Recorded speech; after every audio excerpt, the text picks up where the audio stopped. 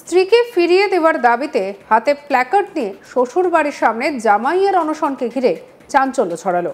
শুক্রবার 28শে জুন সকালে ঘটনাটি ঘটেছে নদিয়া জেলার হরিণঘাটা থানার নগর উখড়া 2 নম্বর গ্রাম পঞ্চায়েতের ঝিকরা এলাকায়। জামাইয়ের নাম সুমন ধর। তার বাড়ি নগর উখড়া 2 নম্বর গ্রাম পঞ্চায়েতের অধীনস্থ ঝিকরার সিংহা এলাকায়। স্থানীয় সূত্রে জানা গিয়েছে, বছরখানেক আগে নগর উখড়া 2 নম্বর পঞ্চায়েত এলাকার বাসিন্দা জ্যোতি দাসের সঙ্গে প্রেমের সম্পর্ক থেকে 7 পাকে বাধা পড়ে বৈবাহিক সম্পর্কে আবদ্ধ হন সুমন ধর।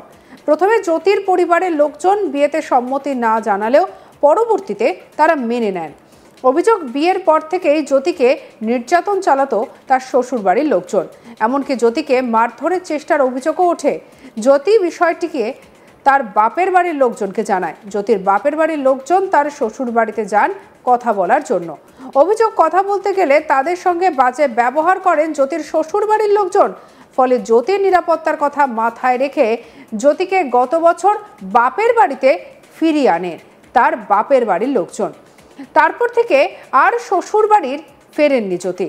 জ্যোতিকে ফিরিয়ে নিয়ে যেতে কয়েকবার চেষ্টা করেন জামাই সুমনও। মেয়েকে ফিরিয়ে দিতে রাজি হলেও জামাইয়ের পরিবারকে ডেকে পাঠায় জ্যোতির পরিবারের সদস্যরা। কিন্তু জামাই তাতে রাজি না হওয়ায় মেয়েকে যেতে দেয়নি জ্যোতির পরিবার। অন্যদিকে স্ত্রীকে ফিরিয়ে নিয়ে যেতে কয়েকবার চেষ্টা করেন সুমন। নিজের ভুল স্বীকার করে শ্বশুরবাড়ির সকলের কাছে ক্ষমাও চায়, কিন্তু তাতেও রাজি না হওয়ায় শুক্রবার রাতে স্ত্রীকে ফিরিয়ে দেওয়ার দাবিতে প্ল্যাকার্ড হাতে শ্বশুরবাড়ির সামনে ধর্নায় বসলেন সুমন।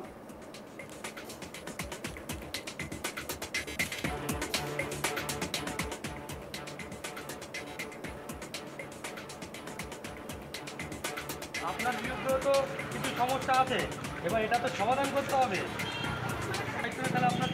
ঘটনাটি এলাকায় জানাজানি হতে ব্যাপকভাবে চাঞ্চল্য ছড়িয়ে পড়ে। চলুন এবারে শুনে নেওয়া যাক স্বামী সুমন ধর কে বলছেন।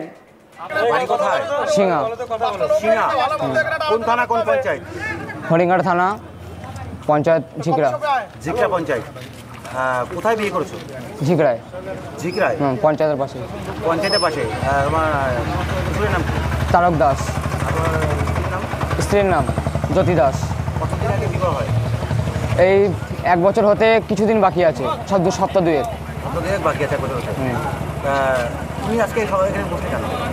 আমার বউকে ফিরিয়ে নিয়ে যেতে এসেছিলাম কালকে রাতে। এর আগে একদিন এসেছিলাম, অনেক বুঝিয়ে ক্ষমা টমা চেয়েও নিয়ে যেতে চাইছিলাম, হাতে পায়ে ধরে। এরা দিতে রাজি হচ্ছিল না, বলছিল মা বাবাকে নিয়ে আসো। বাড়িতেও বুঝিয়ে দেখেছি, বাড়িতেও আসতে চাইছে না। 2 ফ্যামিলি উভয় পক্ষে কম বেশি দোষ ছিল, তাও কেউ যখন মাথা নত করছে না, তখন আমি মেয়ের সাথে কথা বলে মেয়ের সাথে এই সিদ্ধান্ত নিলাম যে যখন এরা কেউ মানছে না, তখন নিজেদের ডিসিশন নিজেরাই নেবো, আর নিজেদের দায়িত্ব নিয়ে নিজেদের মতো থাকবো আলাদা। যেটা আমরা অভিযোগ পেলাম, তুমি দীর্ঘদিন তাকে বিবাহের পর থেকে টর্চার করতে, এবং তোমার পরিবারের যে সদস্য আছে, বাবা এর উপরে টর্চারিং করতে। টর্চারিং বলতে টুকটাক ঝামেলাহাটি হতো আমাদের মধ্যে, মিটিংয়ের চেষ্টা করতাম, কিন্তু মেয়ে তার ফ্যামিলিকে ইনভলভ করতে বলে ঝামেলাটা বাড়তো। তার জন্য আমি নিজেও ক্ষমা প্রার্থী।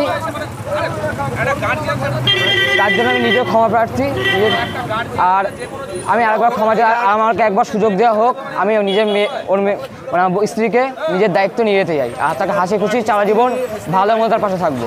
তোমার স্ত্রীর বাড়ি থেকে বলা হচ্ছে তারা মেয়ে দিতে রাজি, কিন্তু একবার হোক তোমার পরিবারের কেউ সদস্য, বাবা হোক কেউ এসে, আমি তাদেরকেও হাতে পায়ে ধরেছি বলার জন্য, তারা আসতে কেউ চাইছে না, রাজি হচ্ছে না। তাই জন্যই বাবা মা রাজি হচ্ছে না, তাহলে তার মেয়ের বাড়ি থেকে কি করে রাজি হয়? তাই জন্যই তো আমি অমর অনুষ্ঠানে বসেছি, এরকম করে ধর্ণা দিয়ে বসেছি। তুমি উত্তর করতে পারবে? আমি আর বিকাল অবধি দেখবো, তারপর যদি না দেয়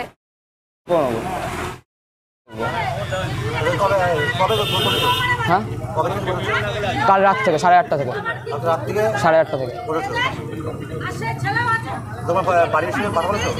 বাড়ির সাথে কথা বলা বলতে ওই যে আসতে বলেছিলাম, ওরা আসতে রাজি হয়নি।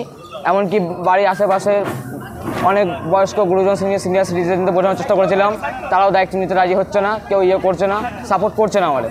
তাই আমি নিজের ইয়েতে নিজেই বসেছি। স্ত্রীর সঙ্গে কথা বলে দেখলাম আমরা, গার্জিয়ানরা এসে কথা বলুক, চলে যাবো, এটা লিখে দিক। বাড়ির গার্জিয়ান ওই দাদা কথা বললো, যা বলার বললো। এবার বাড়ির গার্ড সব তো আমার উপরে নেই, আমি তো জোর করে চাপ সৃষ্টি করতে পারছি না। যেটুকু করা হাতে পায়ে ধরেছি আমি, তাতেও তারা আসছে না। এরপর আমি কি করতে পারি বলুন? এরপর যদি তারটাও যদি না দেয় লাস্ট এটাই আমি বললাম তো বিকাল অবধি আমি এরকম করে বসে থাকবো সামনে দিয়ে, তারপরে যদি না দেয় আমি ওই রাস্তায় দেখবো। থেকে বারংবার টর্চার করছেন এবং বিভিন্ন এইবার আমি সেই দায়িত্ব আমি নিজে নেবো। কিন্তু যদি আবার এরকম হয় পুনরায় আবার হবে না, আমি সবার সামনে কথা দিচ্ছি, এমনকি মিডিয়ার সামনে কথা দিচ্ছি, লিখিত দেওয়া হলেও দিতে রাজি আছি আমি, তার তো অসুবিধা নেই আমার। স্থানীয়দের সঙ্গে কথা হয়েছে? হ্যাঁ কথা হয়েছে, ওরা অনেক বোঝানোর চেষ্টা করেছে দাদারা, যে বুঝিয়েছে কালকে রাতে এসে যে আমি লিখিত দিচ্ছি, তাতেও এরা রাজি হচ্ছে না কোনো মতেই। আমি নিজেও হাতে পায়ে ধরেছি, তাও এরা রাজি হচ্ছে না। আমি প্রশাসনের কাছে একটা দাবি করব, আমার আরেকবার সুযোগ দেওয়া হোক। আমি আমার ভুলের জন্য আমি নিজে ক্ষমা চাইছি সবার কাছে, আমি লজ্জিত। আর দ্বিতীয়বার এই ভুলটা হবে না। আমার স্ত্রী যখন, আমি নিজে হাসি খুশি রাখার পুরো ভালো মন্দ সব দায়িত্ব আমি নেব। অন্যদিকে স্ত্রী জ্যোতি দাস কি বলছেন শুনবো। তোমার সঙ্গে কার বিয়ে হয়েছে, কতদিন আগে বিয়ে হয়েছিল? আমার সাথে সুমনের বিয়ে হয়েছে। সুমন কি ধর কোথায় বিয়েছিল? সিংহাতে। সিঙ্গা কতদিন আগে?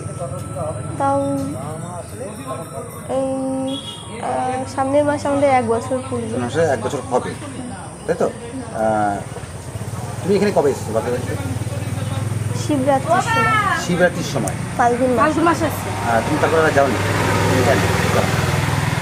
ওই বাড়িতে প্রচুর অশান্তি হয়েছিল, আমার বাবা মা গেছিলো, অশান্তি হয়েছিল, বাবা মা ছোটো বড়ো কথা বলেছে, অনেক মারধর পর্যন্ত হয়ে গেছে। ওর বাবা গায়ে হাত তুলতে গেছিলো, আমার মা বাবা ঠাম্মা সবাই গেছিলো ওই বাড়িতে। তা যাওয়ার পরে ওরা ভালো মুখেই মানে আমার একটা অশান্তি হয়েছিল কি নিয়ে আমার অত মনে নেই, কিন্তু যে অশান্তি হয়েছিল মা বাবা সবাই গেছিলো ওখানে। ওর বাবা গায়ে হাত তুলতে গেছে, ওর বাবা প্রথমে বেরোয়নি, তারপর আমারও ভীষণ খারাপ খারাপ ভাষায় কথা বলেছে, অনেক খারাপ। আমার শ্বশুর অনেক খারাপ ভাষায় কথা বলেছে, অনেক কিছু। তখন সুমন আমার সত্যি কথা বলতে, স্বপন ভাই। তো ওখানে ওর দাদুও ছিল, ওর দাদুও পর্যন্ত এরকম খুব বাজে ভাষায় দিয়েছে। কেউ সাপোর্টে তখন ছিল না, আমার স্বামীও কোনো সাপোর্ট করিনি। তার আগেও একটা ঝামেলা হয়েছিল, তখন ওই ওদের ক্লাবের একজন এসে বলেছে মিটমাট করে দিয়ে গেছে। তারপরের দিন ওরকম প্রচুর ঝামেলা। সুমন তাও অনেক কিছু হয়েছে, এখনও চাচ্ছে আমি ওর সাথে যাবো। হ্যাঁ ঠিক আছে। তুমি যাবে না? তোমাকে নিতে এসছে? নিতে এসেছে, আমি তো যাব, কিন্তু আমার মা বাবার দিকটাও একটু দেখতে হবে না। আমি তো সব কিছু না প্রথমত আইনত যেটা বলতে গেলে তোমার স্বামী, হ্যাঁ খারাপ হোক যে রকম তোমার স্বামী, সে তোমাকে নিতে এসছে, তাই না? সে তোমাকে নিতে এসছে, তুমি কি বলতে চাইছো? তুমি যেতে চাও? হ্যাঁ আমি যেতে চাই, কিন্তু আমার মা বাবার এদিকে যে এখানে যদি তুমি যেতে চাইছো তাহলে মা বাবা এটা কি আটকাচ্ছে তোমাকে? তাই এরা তো বললো রবিবারের দিনকে আমাকে ছেড়ে দেবে, এ তো বললো।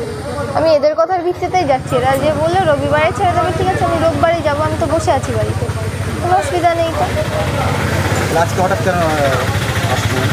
কালকে রাত্রি এখানে ছিল। আচ্ছা হঠাৎ কেন আসছো?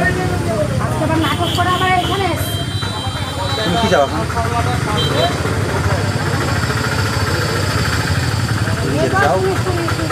আমি যেতে চাই, কিন্তু আমি চাই যে ওর বাবা একবারে হলেও আমার মানে বাবা মার সাথে যে খারাপ ব্যবহার করেছে, ওর বাড়ির লোক যা এতদিন ধরে যা বাজে বাজে ব্যবহার করেছে, একবার হলেও ওর বাবা আসুক। ওর বাবা তো বলে দিয়েছে ওর বাবা আসবে আমাকে ছেড়ে দেবে, কোনো আপত্তি নেই, কোনো সমস্যা নেই। হ্যাঁ গার্জিয়ান আসলে আমাকে ছেড়ে দেবে, তাই তো? তুমি যেতে এসো? বলে দেয় এরপর আর কি করবো, বলে দেয় আমার নাম জ্যোতি দাস। ক্যামেরার সামনে বলে দেয় এরপর আর কি করবো, বলে দেয় ক্যামেরার সামনে বল। আর ওর বাবা তো ও যতই বলুক না কেন আসতে যাচ্ছে না, মুখে বলে দিচ্ছে, কিন্তু আমাদের বাড়িতে কি কেউ রাজি না? সেটা আমি জানি না, বলছে মুখে বলছে সবাই রাজি, এতদিন সব ঠিকঠাক ছিল, তারপরেও আবার এখন ওর বাবা বলছে তোদের মধ্যে আমি যাবো না, ঢুকবো না, কিন্তু ঝামেলার সময় সবাই ঝাঁপিয়ে পড়বে। কোনো ঝামেলা হলে তখন সবাই ঝাঁপিয়ে পড়ে। আমার বাবা মার এদিকে বলতে গেলে স্বাভাবিক কোনো দোষ নেই, আমি কোনো দোষ দেখাবো না, কোনো দোষই নেই। এরা তো মেয়ের বাপের তোমার বাবা মাও চাইছে দিতে, কিন্তু গার্জিয়ান আসুক দেবে, তাই তো? আরও অন্যান্য খবরের জন্য সাবস্ক্রাইব করতে ভুলবেন না আজ তাক বাংলাকে।